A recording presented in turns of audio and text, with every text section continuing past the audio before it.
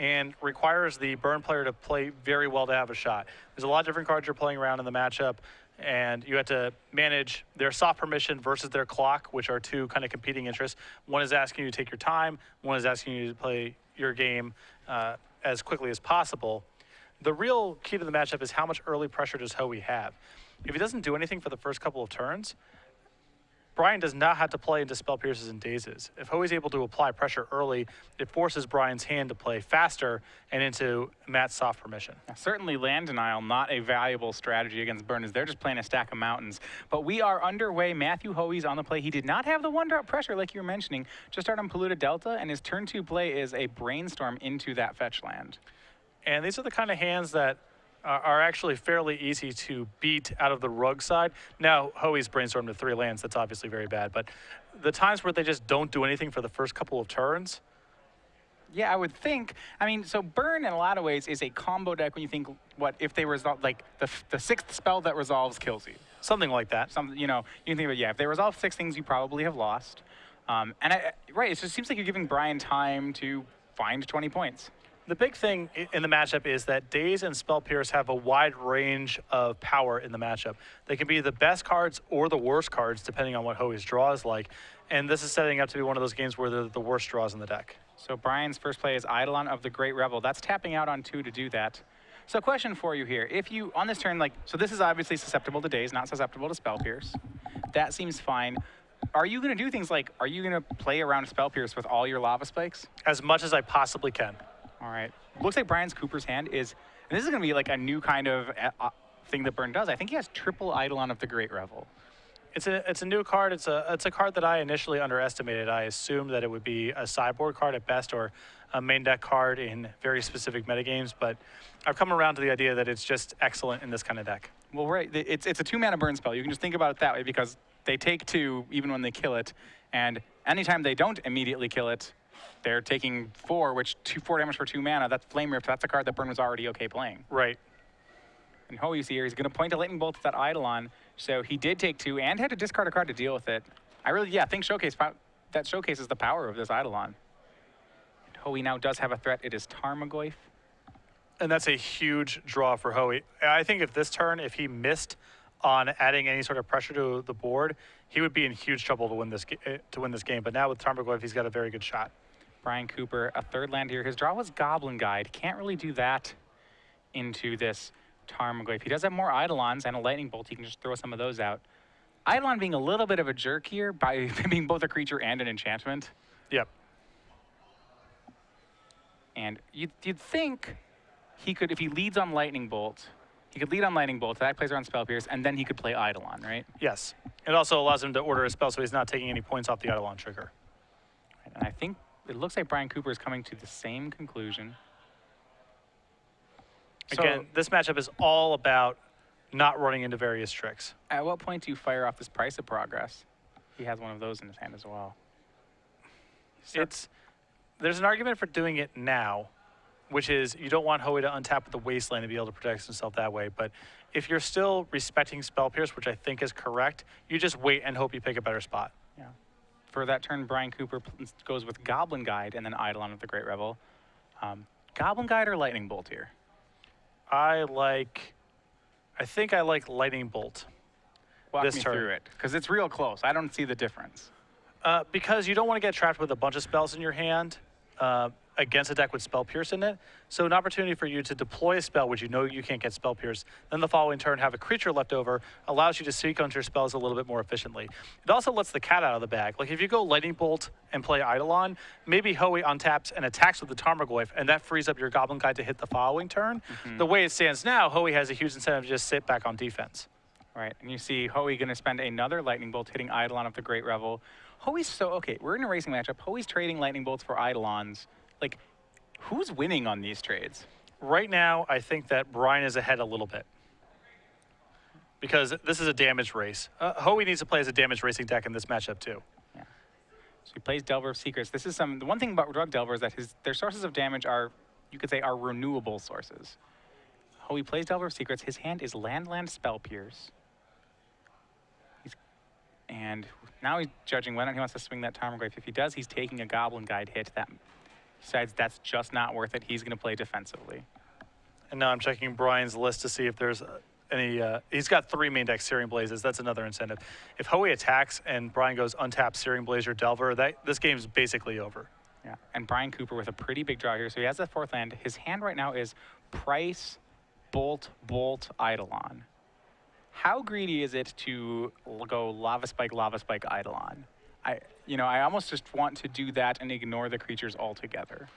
You could also go Lava Spike, Eidolon, pass, and give him no opportunity to use a Daze even. Oh, wow, okay. But now he hasn't had Daze for the last 2 Eidolons. Does that matter? It is a factor. It's unlikely. It depends if you think your mana is going to be tied up in subsequent turns, and it looks like Brian now with 4 lands in play can probably chain together as much as he wants. All right, good man. Cast Lightning Bolt, ignoring those the creatures are just distractions. Going straight at Hoey, he's down to 12. And he is right on step with you here. Eidolon of the Great Rebel is the next play, leaving Lightning Bolt and Prize of Progress in his hand. He'll just pass back. Yeah, the problem with walking into a Daze here, as Hoey now has it, is Brian is on Price of Progress right now. So if Hoey gets to Daze something, he then has a board left over of a land and a wasteland. So now Price of Progress is potentially shut off altogether. Hoey can wasteland his own land to fizzle it entirely, or just wasteland itself to take 2 if he's willing to do that. This almost sounds like you would have been a proponent of firing off that Price of Progress for 6 real early in the game. Potentially, yeah. I mean, you walk right into the jaws of Spell Pierce, and Brian seems like he's committed to having that not happen, but there is an argument for it. Hoey's got some damage of his own here, however. Insectile Aberration swings in for 3, so it's 16 to 12. Brian draws an unfortunate 5th mountain. And Brian will just make no plays. Now he's not, why not make mountain there? Because he needs to keep a land in his hand in case he draws Searing Blaze. All right. Oh, there's a lot of angles. Yeah, no, all right. As you said, I'm like, okay, yep. I'm with you now.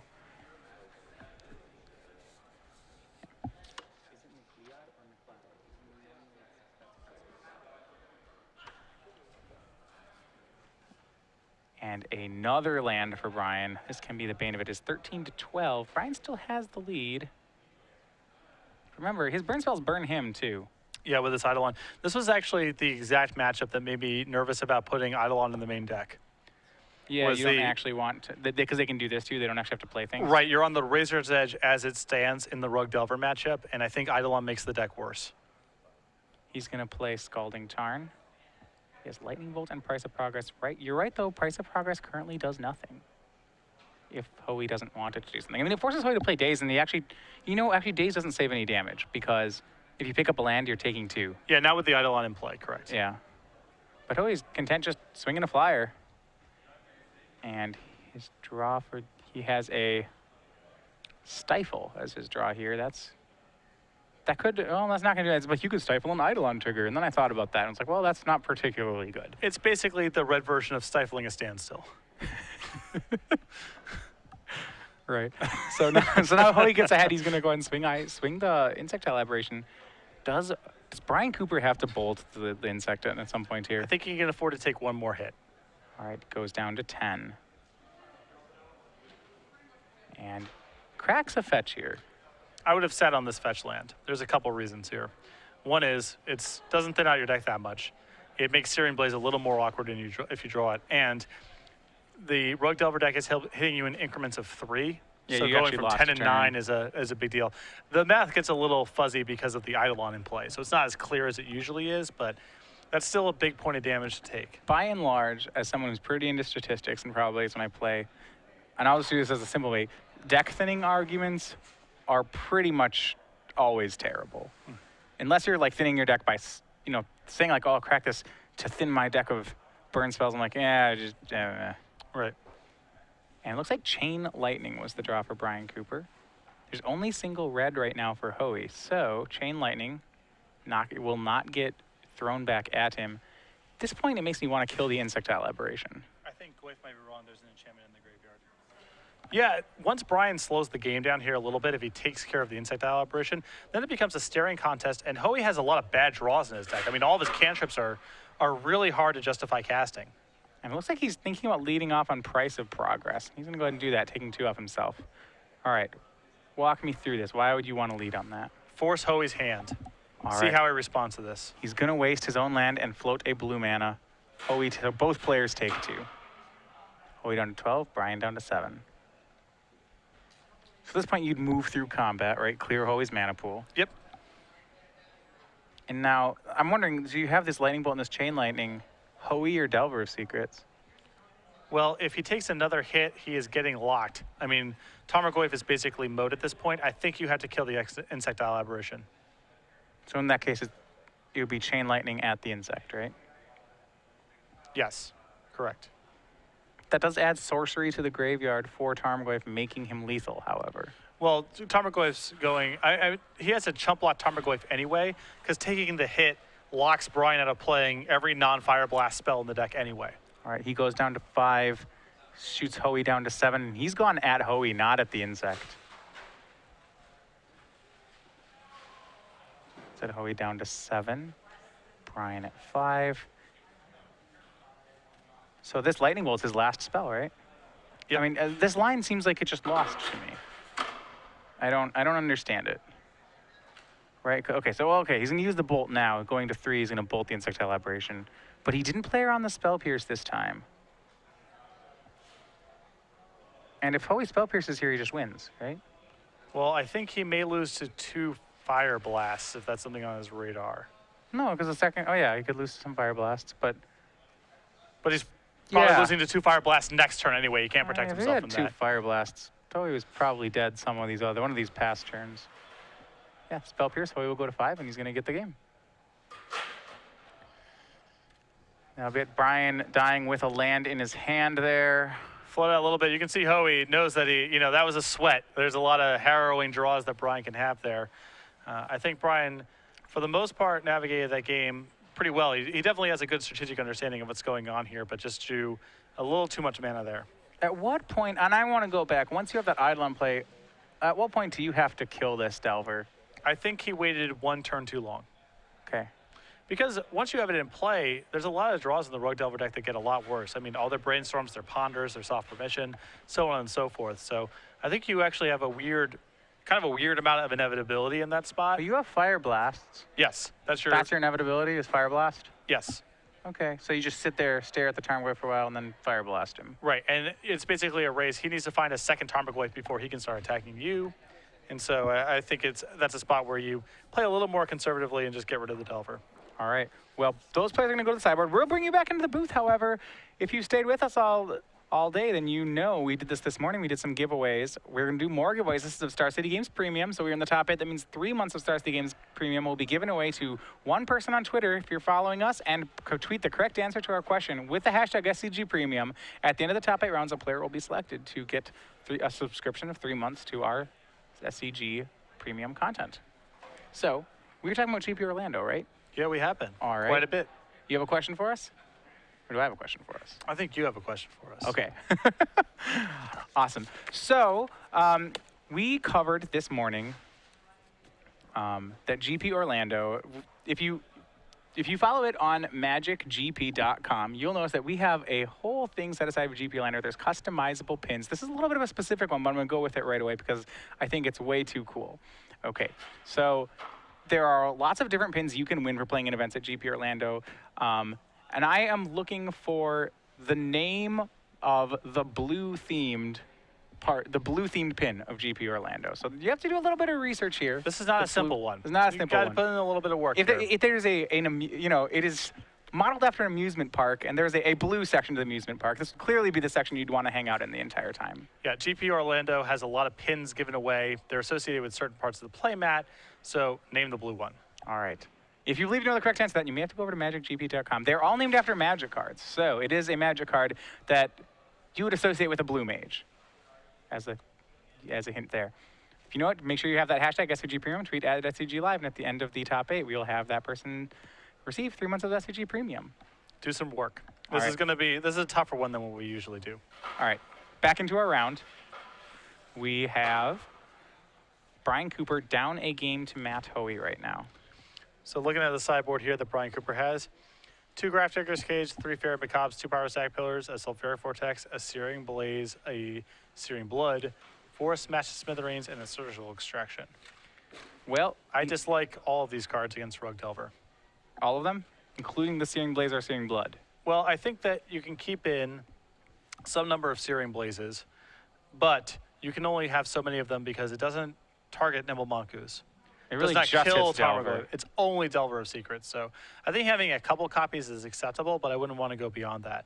And past that, you know, a lot of these cards either aren't functional or aren't well suited to attacking Rogue Delver. So Searing Blood always kills Delver and deals 3. Searing Blaze can be cast as a Lava Spike on a Tarmogoyf. So there's like slight upside and difference in the cards. Also, your opponent can bolt their own Delver to fizzle a Searing Blood. They cannot do the same thing with Searing Blaze. So that said, if I were only to be playing one of those 2 cards in this matchup, it's Searing Blaze then? I think by a slight margin it's Searing Blaze, but it's very close. I mean, Searing Blood's a little more flexible with the timing, which is helpful when you're playing around Spell Pierces and Dazes to not have to, you know, finagle it in any specific way. It's close. I think Searing Blaze is slightly better because you can catch it on Tarmogoyf, and Searing Blood is just straight in your hand. On Hoey's side, 2 Curse Totems, 2 Grafdigger's Cages, an Ancient Grudge, 2 Fluster Storms, 3 Pyroblast, 3 Submerge, 2 Rough Tumble. I like the Fluster Storms a lot in this matchup, and that's about it. Yeah, anything that can counter a burn spell seems pretty good. And Fluster Storm can do that, so we tend to agree. But mainly it's just this main deck matchup. Watching game 1, I actually kind of like Brian in this matchup. I know he didn't get game 1, but I felt like he had some play. I don't know. I wasn't sure, but I felt like watching the game up until he lost, I felt like Brian was going to win. Yeah, I think, and also it's worth noting the turn that Hoey drew the Tarmogoyf, if he doesn't draw exactly Tarmogoyf or a way to find it, that turn I think he doesn't have a shot. Tarmogoyf did all the heavy lifting that game. Yeah, Tarmogoyf, is it fair to say Tarmogoyf is the most important card in this matchup from the Rogue side? It's better than every other card in their deck by a lot. I think after that, Spell Pierces and Dazes are the next most significant cards. Nimble Mongoose has moments of being really good. It also has moments of not being very much to do about anything, but Tarmogoyf is their best card in the matchup. All right, both players going to 6 here. That's something which I would, when you're going to 6, Burn seems like a deck that's a little ill-suited to Mulligan. I would be fine Hoey playing a 6-on-6. I'm the one with the Ponders in my deck. Yeah, for sure. And also, you know, Burn has to resolve a certain saturation of spells, whereas Hoey can just play a Tarmogoyf and that can win the game on its own. Brian can't do the same thing with a creature. Lava Spike can't really win the game on its own. It needs some help. It needs help. But all right, we do have some updates from the other side of the bracket, and this could be an upset in the making. Colin Logan does take game 1 from Tom McLeod. That means Death and Taxes up a game on his Lands opponent. Pretty surprising stuff. But Lands does have a fairly high fail rate. I mean, it does get draws that go nowhere. Yeah, the deck can beat itself. Also the winner of this game is going on to play the winner of Nathan Keithley and Chris Allen. That's a Jund versus Omnitel matchup. That one is all tied up as the players are entering game 3. Looks like Hoey's hand does have a Tarmogoyf in it, so this is going to be, I believe, a challenging game for Brian. Yep, there is a Tarmogoyf. Presumably has Lands to cast it. Brian on the play, fetching out a Mountain. Well, he'll at least get 2 hits off a Goblin Guide, which is what I imagine he has here. Now it's just going to be Rift Bolt. I'm going to need the answer to that trivia question, please.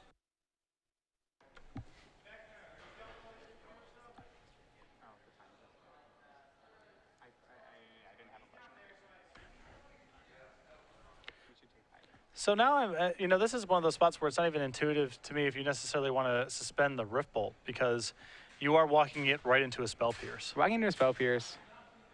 Yeah, and Hoey, I believe, well, it does have it. Well, he could have this or Stifle, so it's one of the two. Stifle, he can't really play around regardless. There's a couple costs here. One is, you know, trading 1 for 1 here is really bad just in general when in the matchup and when both players have mulliganed. Secondly, putting a sorcery in the graveyard this early means that if Hoey does have a Tarmogoyf as a follow-up, it gets a lot worse. So I think Hoey actually stifles. There's a trigger when you remove the last time counter, you may cast a card without paying its mana cost. And I think if Hoey stifles that trigger, the Rift Bolt actually ends up in exile. Right, okay. So that's not an issue with the Tarmogoyf necessarily, but it's still pretty rough to walk that into a potential Spell Pierce. Yeah. And anyway, Brian Cooper chain lightnings him. So sorcery is now in the yard. Yeah. It looks like Cooper has, his hand is Mountains number 3 and 4 and 1 burn spell. This is a long ways off from 16. So the sequencing I would have preferred if Brian had Chain Lightning in the opening hand would be to Chain Lightning on the first turn and then suspend Rift Bolt on the second turn so you can pay for a Spell Pierce. Okay. That does sound better. All right. Hoey here is going to go ahead and crack a second fetch land, and that's going to be Tarmogoyf.